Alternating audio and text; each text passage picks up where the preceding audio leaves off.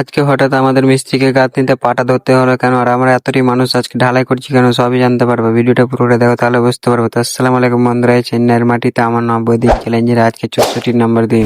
তো সকালবেলা আজকে ঘুম থেকে উঠে আমি দেখছি সাইকেলটা আমার কত দূরে পড়ে আছে, দেখছি অনেকবার ভিতরে আছে, একটু বের করতে দেরি হবে। দিয়ে আমি মিস্ত্রিকে দেখছি কি ব্যাপার আছে, আমার আগে কাজ চলে যাচ্ছে। দিয়ে আমি মিস্ত্রিকে বলছি আজকে কাজ হবে মানে কি বলবো ভাই, আকাশের অবস্থা খুবই খারাপ। দুদিন ধরে কিন্তু সূর্য উঠছে না, আর এমনি হালকা হালকা বৃষ্টি হয়েছে। তাও কিন্তু আমরা সবাই মেলা কাজের সাইডে চলে আসি। আর আজকে কিন্তু ঘরের মধ্যে কেউ খেয়ে আসেনি, কারণ বুঝতে পারছিলাম না কাজ হবে কি হবে না। দিয়ে খেয়ে দিয়ে কিন্তু আমরা সবাই মিলে কাজে লেগে যাই। আর এদিকে কিন্তু আমি মিস্ত্রিকে দেখছি যে গাঁথনিতে আজকে পাটা লেভেল করছে, মানে বুঝতে পারছিলাম না এরকম ভাবে আবার গাঁথনি করা হয় নাকি। দিয়ে মিস্ত্রি বলছে যতদিন চেন্নাইতে আছি তত রকম ভাবে আজকে গাঁথনি করা শিখবো, বুঝলা। দিয়ে আমি মিস্ত্রিকে বললাম থাক, আমার বোঝার দরকার নেই, বুঝতে গেলে কিন্তু আমার অর্ধেক জীবন পার হয়ে যাবে। আর আজকে কিন্তু আমাদের কাজের সাইডে 3টে হেল্পার দিয়েছে আর 2টা মিস্ত্রি, তার মধ্যে কিন্তু চা চলে আসে। আর চাটা খেয়ে দিয়ে কিন্তু আমাদের একটু কাজের চাপটা বেশি ছিল, কারণ আজকে আমাদের যতটা গাঁথনি বাকি আছে সবটি কমপ্লিট করে দিয়ে আবার আমাদেরকে কলম ঢালতে বলে গেছে। দিয়ে ওখানে কিন্তু আমার মেজাজ গরম যে গাঁথনি কমপ্লিট হবে কি জানি না, নিচ থেকে উপরে পাথর তুলে আজকে কিন্তু সবই কলম ঢালতে বলে গেছে। আর আমি চেন্নাইতে সে একটা জিনিস লক্ষ্য করলাম, মানে কি বলবো ভাই, মেয়েরা কিন্তু বসে খায় না, কেউ না কেউ কিছু না কিছু কাজ করে খেয়েছে।